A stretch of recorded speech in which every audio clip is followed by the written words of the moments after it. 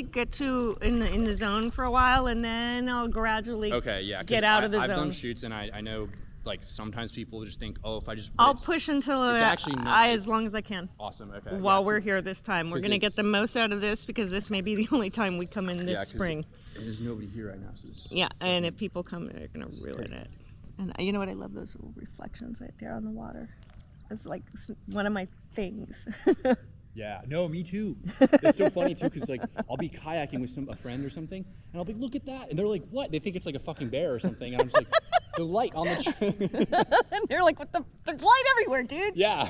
What are you smoking? Yeah, I get obsessed with that too. I love it. Okay, I'm gonna set it down. Recently, I'm just talking to my friend Jasmine's like, what? Like. No, it's a photographer artist thing. Yeah. Okay.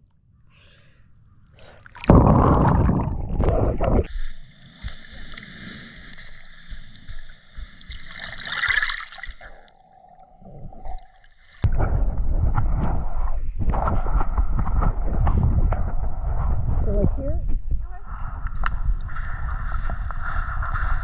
it gets mushy here.